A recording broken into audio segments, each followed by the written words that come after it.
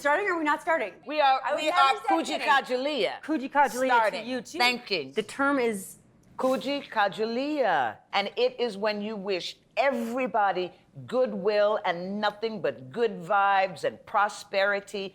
And in times like these, I want Kuji Kajalia for everybody. Well, and why do we have to reduce it to one day? Why shouldn't every day be Kuji Kajalia Day? Well, actually, for Kwanzaa, it's a whole week. Okay, but I think that's cheap. You There think are you want a 52 whole weeks in a year, 365 days. I'm with her. Kwanzaa all year long. All year long. Yes. Kwanzaa for everybody. That's right. It doesn't have to be a religious thing or a color thing or anything. You're just... Exactly. Like Black Santa.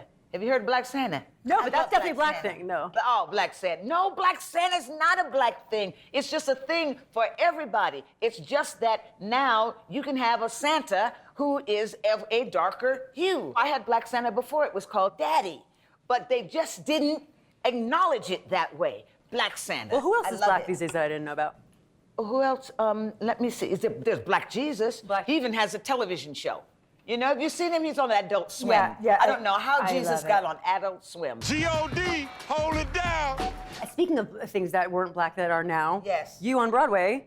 Oh my God, you are so. Oh my God, you're so good. Yes, I am the Black Morrible, the first Black Morrible on Broadway in Wicked. I am living the life of a good and wicked witch. I did not come to play with you witches.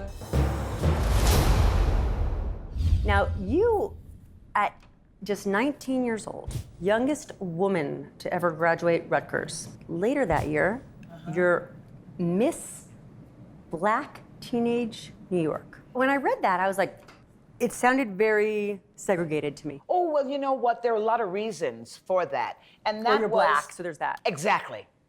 Reason one for being Miss Black. Reason one, you're probably not going to be... I'll never forget, as a little child, there was a bread called Sunbeam. And I looked as a child very much like Little Miss Sunbeam, and there was a contest for Little Miss Sunbeam.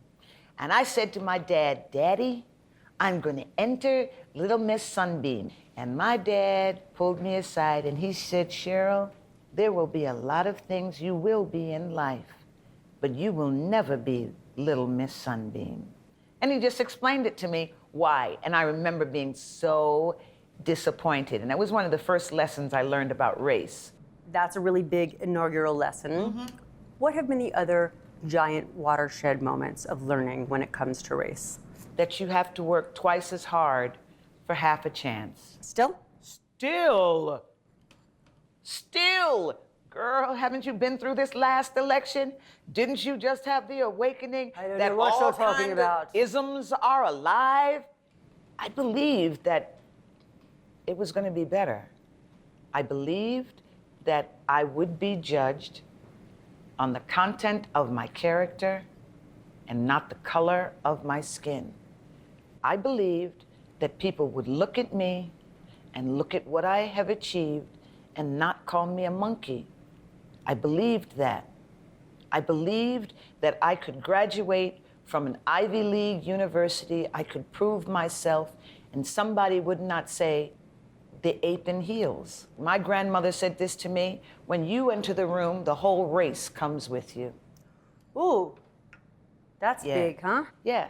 That's a lot of responsibility. Yeah, it is. That's why, you know, I continue to break creative glass ceilings. What great thing do we want to see the young people pull together? Oh my goodness, I would like them to come together around whatever their causes are. And I would like them to organize, I would like them to strategize, and I would like them to run for office. I would like them, and those who don't feel that... Elect the children. It's corny, but it's let them lead. There are too many old fogies trying to hold, no, I'm serious. They're trying to hold on and they're not empowering young people. If you don't empower your kids, they grow up weak. If your kids are weak, you get old, they cannot carry you. I want some smart, strong, young people to remember that I said, look, this is the road. Do not go down 5 feet and then not turn to the left. You've got to empower your children to live, love, and learn. Because I want them to live well. I want them to love well so they grow old and know that I loved them fiercely, and I want them to take care of me. I don't want any stupid children writing up the wrong prescription for me when I get older. What if it's a fun prescription, though? Oh, hell no, girl. I mean, I'm just saying. Hell no. Sometimes faults have their the fun upside. prescription will always be a shot of vodka in your orange juice. Is that what's in there? I thought you seemed a little loopy today.